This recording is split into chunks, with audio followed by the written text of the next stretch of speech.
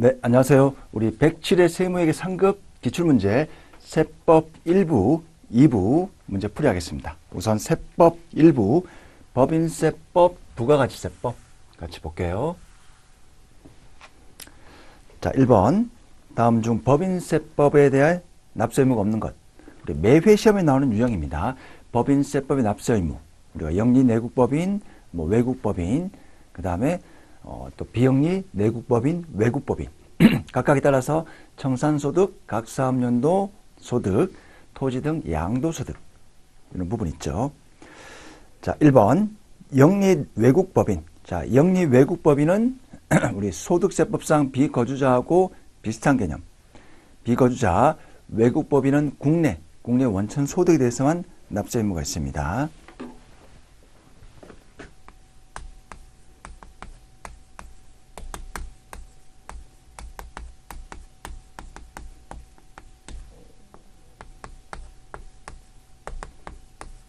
그래서 큰 내용은 이거죠. 내국법인은 국내 국외, 외국법인은 국내. 여기서 비영리면 수익사업에 대해서만 납세 의무가 있고요.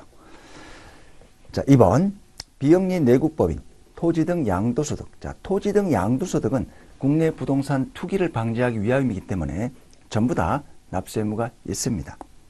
3번 영리 내국법인의 청산소득. 우리 청산소득은 영리 내국법인에 한해서만 납세 의무가 있고요. 4번 지방자치단체. 우리 국가와 지방자치단체는 비과세 법인입니다. 비과세 법인이기 때문에 토지 등 양도소득, 각사업용 소득, 청산소득 전부 다 비과세 법인이기 때문에 납세 의무가 없습니다. 정답 4번입니다. 자, 2번 내국법인이 본점 이전 등으로 인하여 납세지가 변경된 경우 변경일로부터 며칠 이내 15일 이내입니다. 15일 이내. 정답 2번입니다. 3번 법인세법상 배당의 기속 시기. 우리 법인세법에서도 종종 나오는데 사실 소득세법에서 더 출제가 많은 파트입니다. 1번 감자로 인한 의제배당, 감자를 결의한 날. 2번 잉여금의 자본전입으로 인한 의제배당, 주총에서 결의한 날. 3번 합병이나 분할은 등기, 합병 또는 분할, 등기일이 기속시기고요. 4번 해산, 청산, 법인이 없어지는 거죠. 해산 등기일이 아니라 자녀재산 가액이 확정되는 날이 귀속시기입니다. 정답 4번입니다. 4번 법인세법상 입금에 해당되는 것. 자, 1번 부가가치세 매출세액. 우리 부가가치세 매출세액은 이 법인이 귀속되는 게 아닙니다. 소비자로부터 거두어서 납부하는 그런 개념이고요. 따라서 입금 불산입 항목입니다. 이 법인이 귀속되는 게 아니죠. 3번 법인세 환급액. 법인세 납부할 때도 송금 불산입이니까 법인세가 환급될 때도 입금 불산입 항목입니다. 4번 감자 차익. 정상적인 어떤 외부와 어떤 소득이 아닌 주주와 거래를 통한 감자 차익은 기본적으로 입금 불산입 항목입니다. 정답은 2번입니다. 사업수익금액 입금 항목이고요. 정답 2번입니다. 자, 5번 토지를 1억에 취득하면서 취득세 500만 원을 납부하고 공인중개사 수수료 500만 원을 지급했습니다. 법인세법상 토지의 취득가액은 얼마인가? 자, 기업회계 기준하고 동일해요. 우리가 취득 부대비용도 전부 다 포함시키죠. 취득원가에 취득 부대비용도 전부 다 포함시킵니다. 토지 1억, 일단 세금 500만 원, 중개수수료 500만 원, 1억 1000이 됩니다.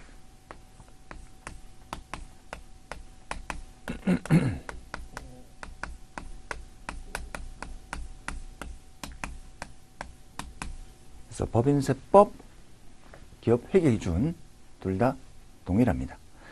취득 관련된 부대비용은 전부 다 우리 취득원가에 포함을 시킵니다. 정답 4번입니다. 6번 법인세법상 기타 사유출로 소득 처분할 수 있는 항목이 아닌 것.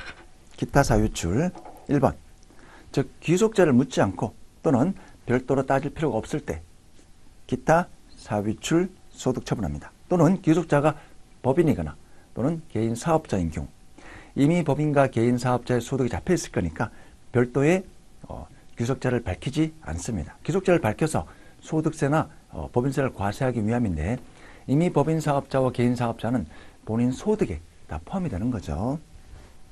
자, 기부금 한도 초과의 기타 사유출이고요. 2번 업무용 승용 자동차 처분 손실 800만 원 초과하는 금액 기타 사유출입니다. 4번 업무 무관 자산 등에 대한 관리권 차익금 이자 기타 사유출이고요. 정답은 3번입니다. 대주주가 거주하는 우리 주택, 회사의 법인 명의의 주택 수리비. 자, 이런 것들은 이제 복리후생 목적이 아니고 대주주니까 이 기속자를 밝힙니다. 즉 송금 불산입을 하고요. 송금 불산입을 하고 그 기속자에게 또 한 번 과세를 합니다. 주주니까 배당이죠. 배당. 정답 3번입니다. 7번 감가상각비 세무조정으로 오른 것.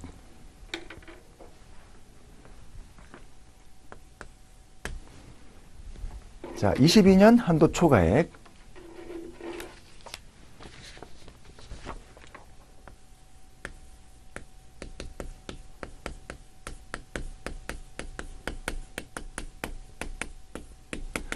(22년) 한도 초과액이 200이 있고요. 23년 부족액입니다.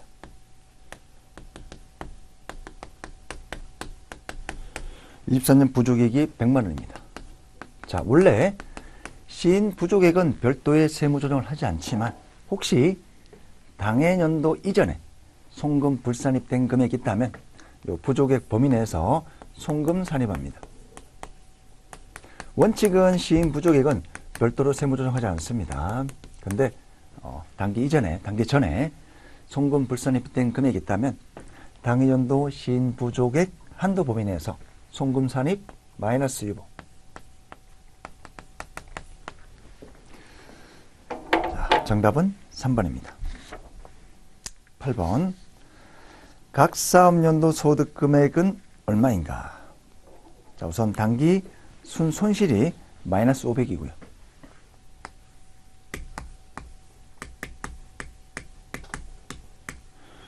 입금산입, 송금불산입 더합니다.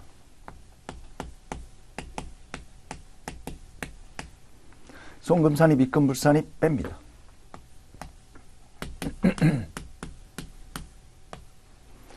자, 그 다음에 기부금 한도 초과액 더합니다.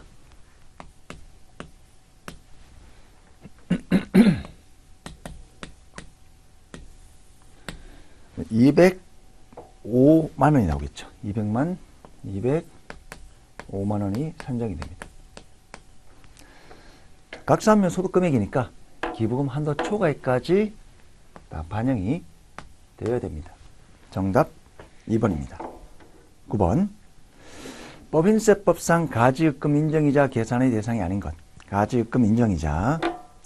자, 대표자 직원은 모두 주주가 아니고요. 2번 직원에 대한 경조사비 대액, 복리후생 목적으로 특별히 부당예산 부인, 인정이자 계산하지 않습니다. 2번 직원에 대한 사택 제공 마찬가지고요. 3번 월정액급여 범위 내에서 일적인 가불금, 마찬가지로 복리후생 목적으로 부당예산 부인, 가지입금 인정이자 적용하지 않습니다. 자, 정답은 4번입니다. 대표자의 자녀에 대한 학자금 대액은 우리 가지입금 인정이자 대상입니다.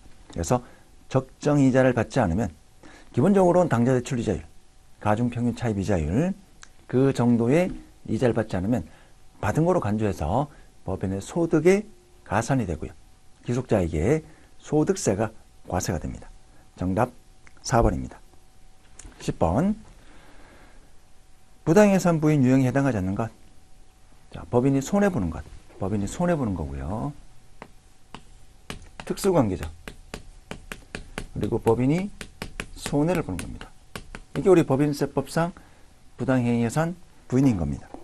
1번 자산을 무상 또는 시가보다 낮은 가액으로 양도한 경우. 2번 금전을 시가보다 높은 이자율로 차입한 경우. 4번 불량 채권을 양수한 경우. 전부 다 손해본 거죠. 4번 자산을 시가보다 낮은 가액으로 매입하는 경우, 이거는 법인이 이익 보는 거니까 부당행위계산 부인하고는 관련이 없습니다. 정답 3번입니다. 11번. 법인세법상 중간연합에 대한 설명을 옳지 않은 것. 1번. 중간연합세액은 중간연합 기간이 지난 후부터 2개월입니다. 2개월. 정답 1번이고요. 2번. 우리 중간연합 의무는 6개월 초과돼야 됩니다. 6개월 이하 내국법인은 중간연합 의무가 없고요. 3번. 중간연합 기간은 사업연도 개시일부터 6월이 되는 날까지입니다. 4번. 청산법인 및 국내 사업장이 없는 외국법인은 중간연합 의무가 없습니다. 11번의 정답은 1번입니다. 12번.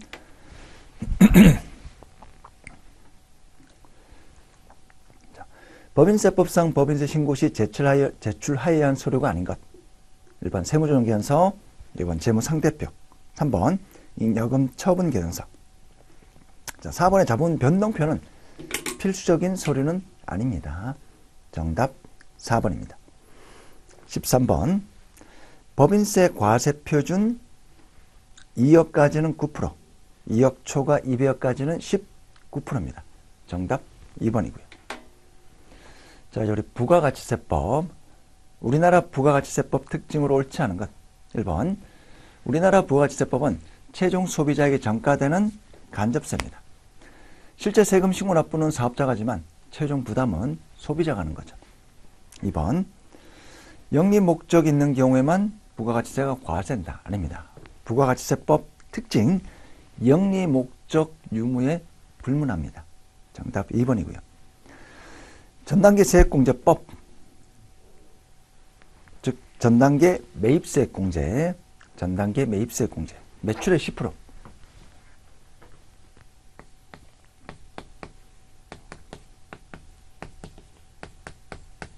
빼기 매입세액공제. 전 단계에서 창출된 부가가치는 빼주는 겁니다.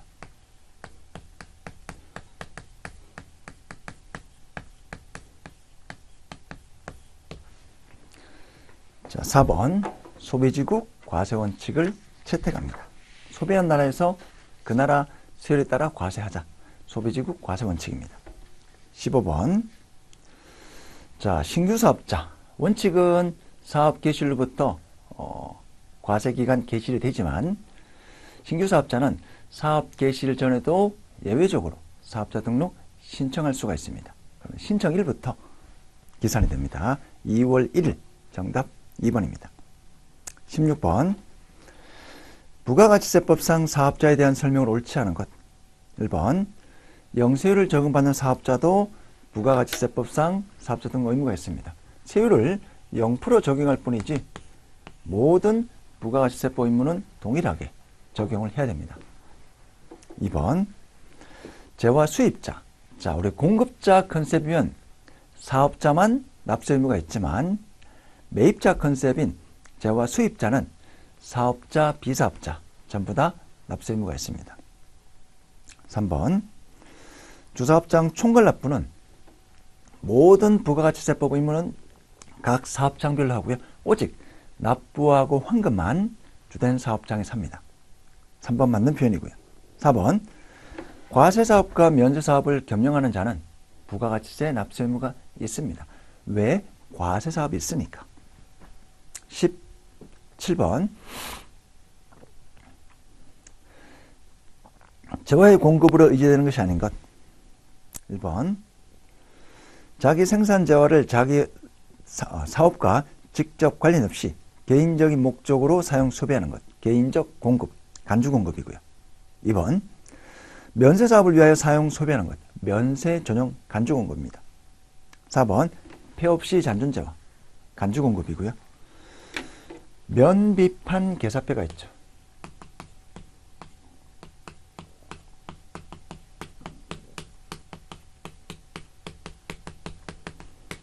자, 면세전용, 비영업용, 소형 수용자동차의 전용, 판매 목적 다사업장 반출, 개인적 공급, 사업상 증여, 폐 없이 잔존재화. 정답은 4번입니다.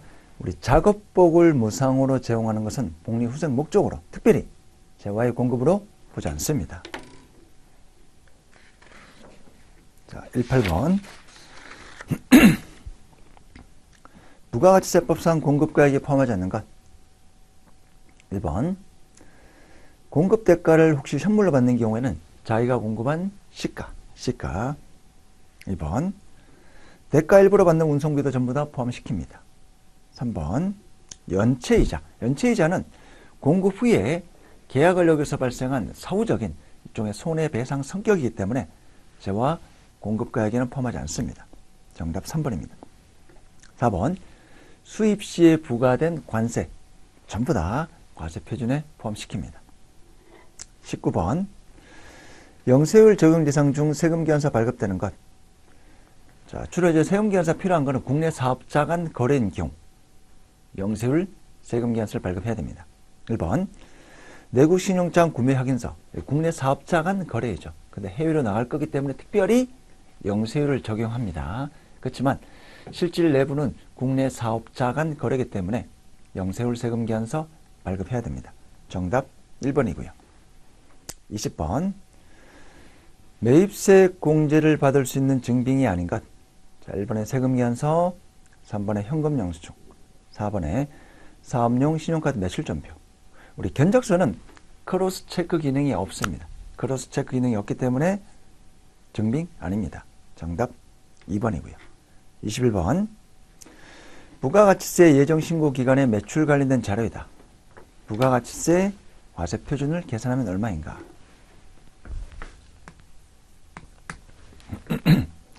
자, 총 매출액 5천이고요.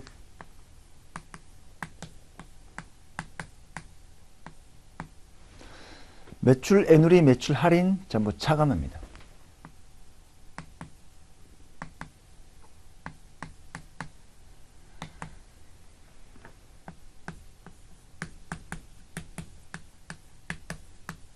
(4,700) 정답 1번입니다.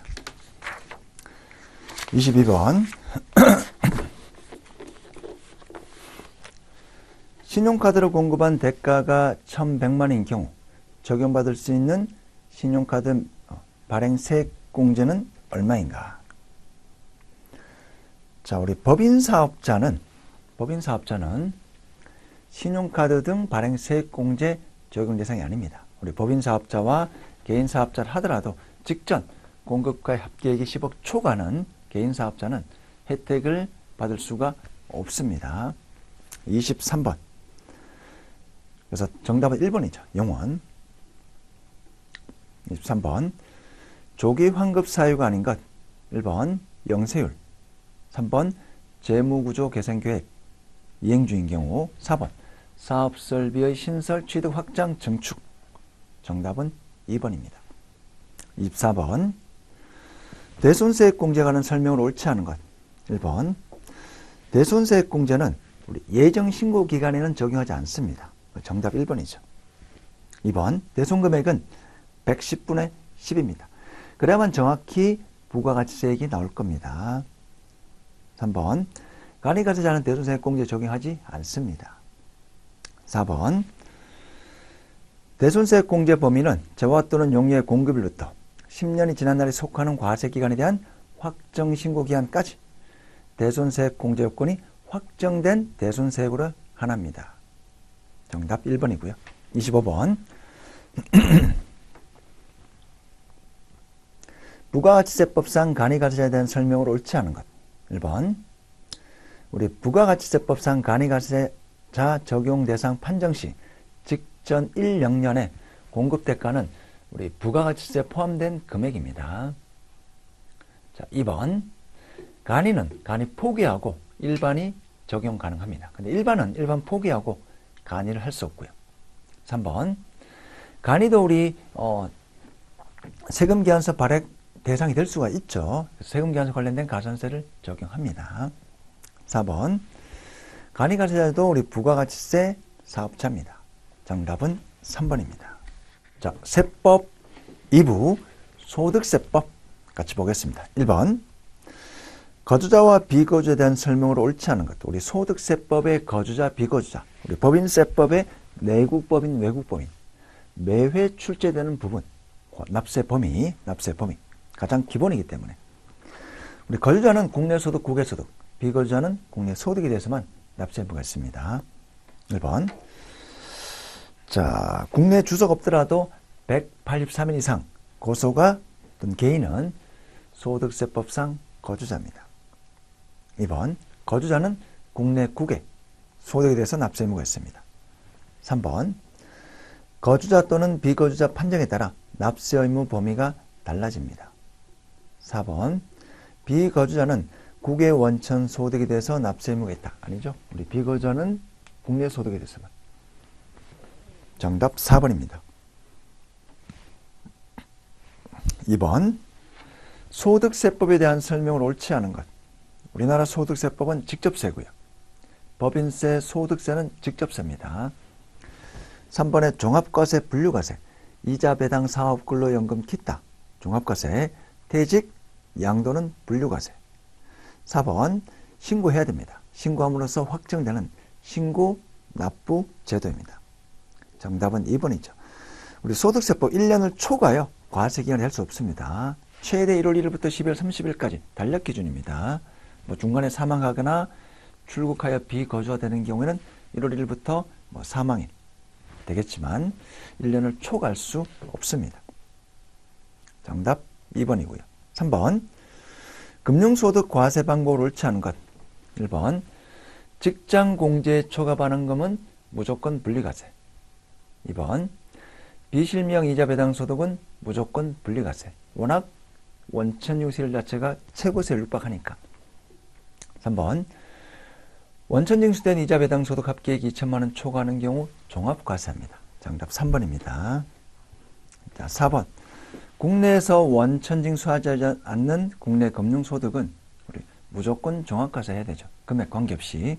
왜냐하면 한국에서 세금을 낸 게 없기 때문에 국내에서 원천징수하지 않는 국외 금융소득은 무조건 종합과세 할 수밖에 없습니다. 3번의 정답은 3번입니다. 4번.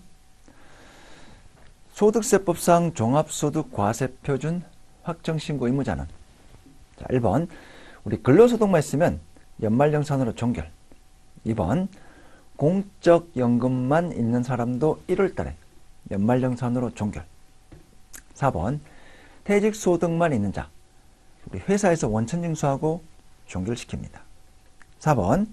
결손금 있는 사업소득자. 실제 어떤 이익이 없다 하더라도 신고해야 됩니다. 원칙상 신고해야 됩니다. 그래서 정답 4번입니다. 5번. 총수익금액에서 필요경비를 공제하여 소득금액을 계산한 소득으로 짝지어진 것은. 자, 1번에 이자 배당, 우리 금융소득은 필요경비 없습니다.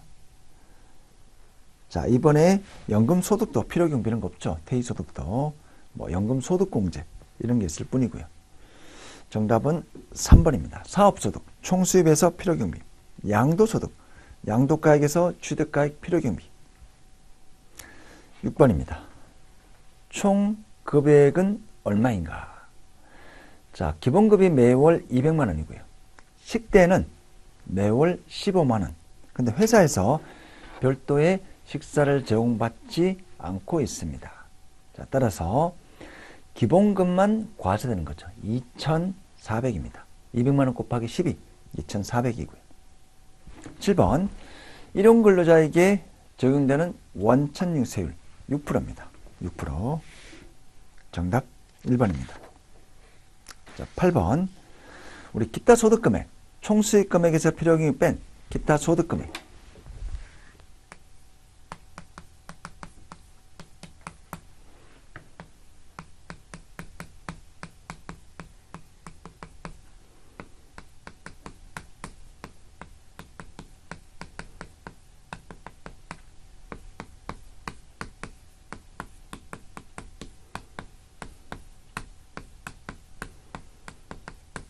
자, 정확한 법률 용어는 아셔야 됩니다. 기타 소득 금액이라면 필요경비까지 감안한 금액입니다. 300만 원 이하인 경우 선택해서 분리과세하거나 종합과세 할 수가 있습니다. 정답 3번입니다. 9번. 소득세법상 근로소득에 해당하지 않는 것. 1번. 법인세법에 따라 상해로 처분된 금액. 2번. 근로제공, 보수, 상여금. 4번. 퇴직함으로써 받았는데 퇴직소득에 포함되지 않는 것은 근로소득입니다. 임원 같은 경우 임원 퇴직소득 한도 초과액, 근로소득으로 과세가 됩니다. 정답은 3번입니다. 퇴직 이후 받는 직무발명보상금은 기타소득입니다. 직장 근로기간 동안 받는 게 아니기 때문에. 10번 비과세하는 사업소득으로 오른 것. 1번 10억 이하, 기준시가 10억 이하인 10억 원인 1주택을 소유한 자가 받는 주택임대소득. 우리 12억 이하는 비과세입니다. 12억 이하는 비과세. 정답 1번이죠. 2번 부동산 매매업, 3번 건설업, 4번 교육, 사업, 교육 서비스업 전부 다 사업소득입니다. 11번 필요경비 불산입 접대비. 우리 법인세법 논리와 똑같습니다. 자, 건당 3만원 초과하는데 법적 증빙 서류가 없습니다. 신용카드, 현금 영수. 법적 증빙 서류가 없으면 직부인 당합니다. 직부인. 바로 필요경비 불산입. 두 번째, 자, 경조금도 20만원까지는 괜찮은데 20만원 이하더라도 증빙은 있어야 됩니다. 초청장이나 이런 증빙은 반드시 첨부해야 됩니다. 증빙이 없으면 바로 직부인 당합니다. 증빙 자체가 없으면 증빙불비 접대비라고 해서 바로 직부인 당하는 거죠. 자, 그래서 300만원, 100만원. 정답 400만원입니다.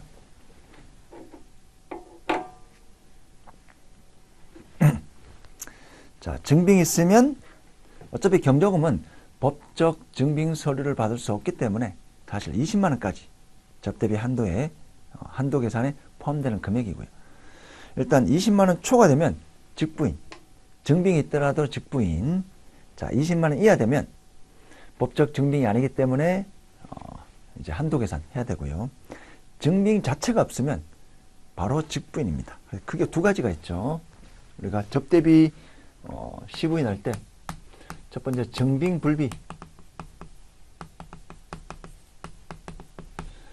증빙 자체가 없어요.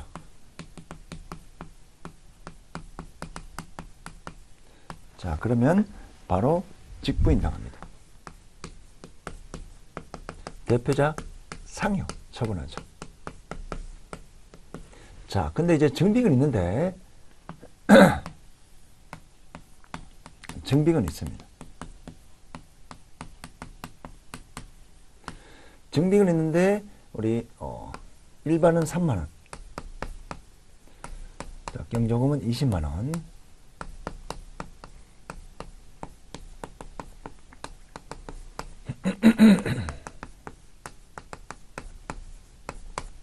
이렇게 해서 이제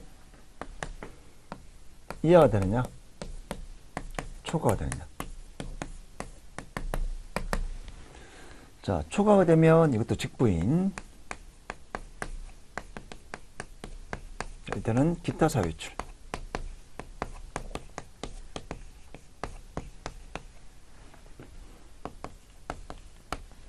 (20만원) 이하는 이제 한도 시부인 해야 됩니다.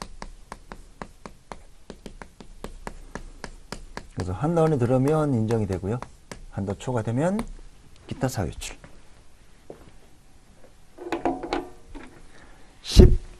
12번입니다.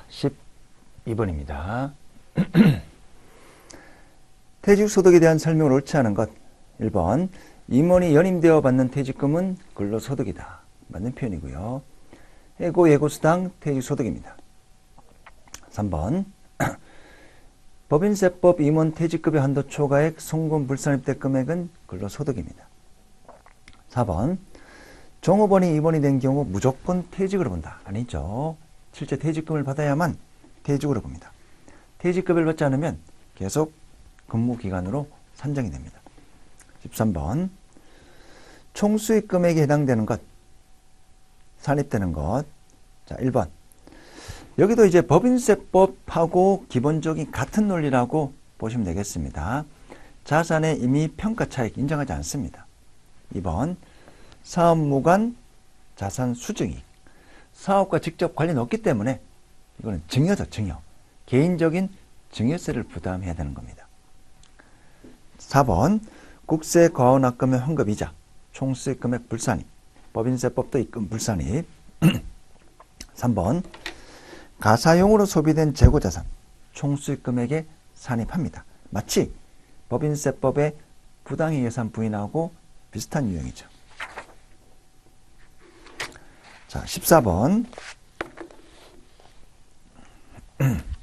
업무용 승용 자동차 관련 비용. 이것도 마찬가지로 법인세법의 기본적인 내용 보시면 될 것 같습니다.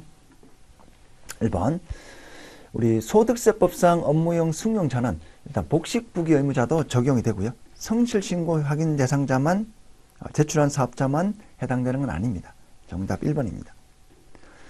업무용 승용차 관련 비용에 자동차 렌트비도 포함되고요. 그 다음에 일반적인 거는 800만 한도 감가상각비.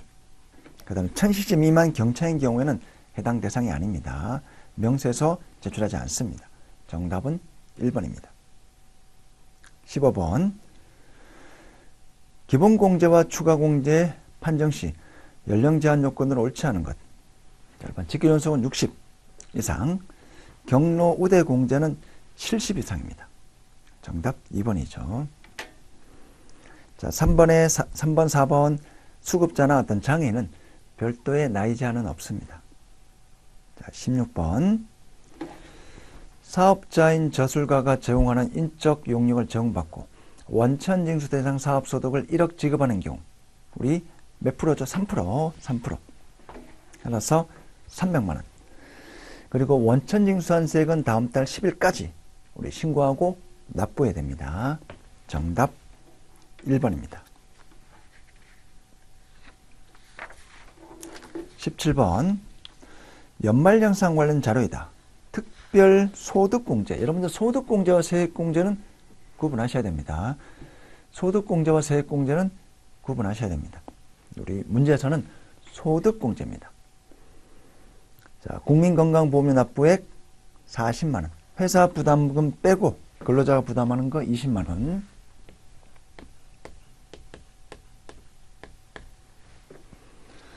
자, 고용보험료 납부액. 회사 부담분 빼고 근로자 부담분 50만원.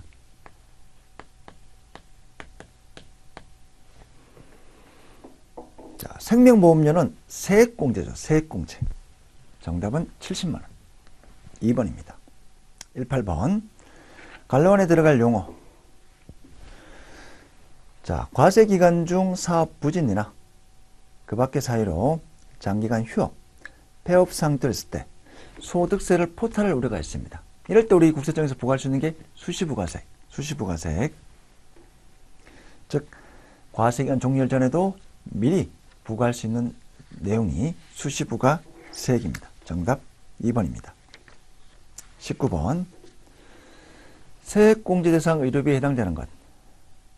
자, 1번은 건강증진 해당사항 없고요. 보약 이런 것 대상이 아닙니다.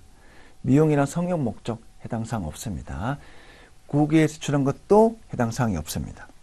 4번에 보청기 구입, 의료비 세액공제 대상입니다.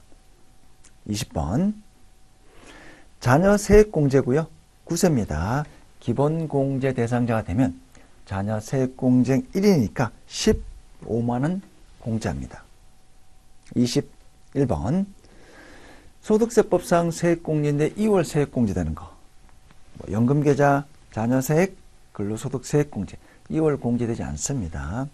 2월 공제되는 거는 외국납부세액공제. 우리 법인세법 논리하고 비슷하다고 보시면 되겠습니다. 10년입니다. 22번 결손금에 대한 설명을 옳지 않은 것. 1번 경비보다 필요경비보다 수익금액이 더 크면 결손.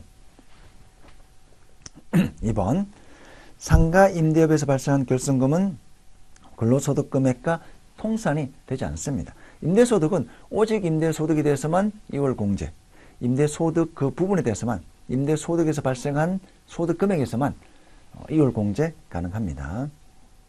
3번 자, 2월 결손금과 당해년도 결손금 있는 경우 당해년도 결손금부터 공제를 합니다. 4번 자, 보기 4번 금융소득에 대해서는 결손금이 존재하지 않습니다. 필요경비가 없기 때문에 정답 2번이고요. 23번. 소득세법상 성실신고 확인 대상자에 대한 설명으로 옳은 것. 1번. 성실신고 확인서를 첨부하지 않더라도 6월 30일까지 신고하면 정기신고한 거로 본다. 아니죠. 성실신고 확인서를 첨부하지 않으면 신고하지 않은 거로 보고 페널티가 있습니다. 자, 2번. 성실신고 확인서를 첨부하지 않아도 가산세가 없다. 있습니다. 3번. 간편장부 대상자는 성실신고 확인 대상자가 될 수 없다. 실제 이제 표현은 조금 이상한데 실제 어떤 범위를 보게 되면 간편장부 대상자보다 성실신고 확인 대상자가 이 수익금액 규모가 훨씬 크기 때문에 그래서 딱 비교하면 간편장부 대상자가 성실신고 확인 대상자가 될 가능성은 사실상 거의 없습니다. 그렇지만 이제 뭐 완전히 될 수 없다. 이런 표현이기 때문에 좀 틀렸다라고 그냥 보시면 될 것 같고요. 보기 3번은 참고 목적으로만 보시면 좋을 것 같습니다. 실제 여러분들이 이제 본문을 보게 되면 간편장부 대상자 수익금액하고 성실신고 확인 대상자 수익금액 보면 성실신고 확인 대상 수익금액이 훨씬 큽니다. 근데 이제 법은 계속 변경이 가능하기 때문에 이제 우리 보기처럼 처음부터 간편장부 대상자는 성실신고 확인자가 될 수 없다. 이렇게 못 박는 거는 좀 틀린 표현이라는 취지인 것 같습니다. 자, 4번. 성실신고 확인 대상 사업자에 대한 판정은 해당 가생기간 수익금액 합계액을 기준으로 한다. 즉 업종별로 법에서 정해놨습니다. 정답 4번입니다. 24번. 소득세법상 분할 납부에 대한 설명을 옳지 않은 것. 1번. 납부할 세액이 1,000만 원 초과하면 1개월이 아니고요. 2개월입니다. 2개월. 정답 1번입니다. 2번. 납부할 세액이 2,000만 원 이하인 경우 1,000만 원 초과하는 금액은 분납 가능하고요. 2,000만 원 초과하는 경우는 최대 50% 이하 금액을 분납할 수 있습니다. 4번. 분납의 조건과 방법은 우리 법인세법과 동일합니다. 정답 1번이고요. 25번.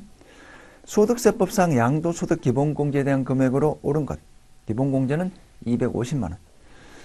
양도가액, 취득가액, 필요경비, 양도차익, 장기보유특별공제, 양도소득금액, 기본공제, 과세표준. 기본공제는 250만 원입니다. 자, 이렇게 해서 우리 107의 세무액 상급 기출문제 모두 풀이 마치겠고요.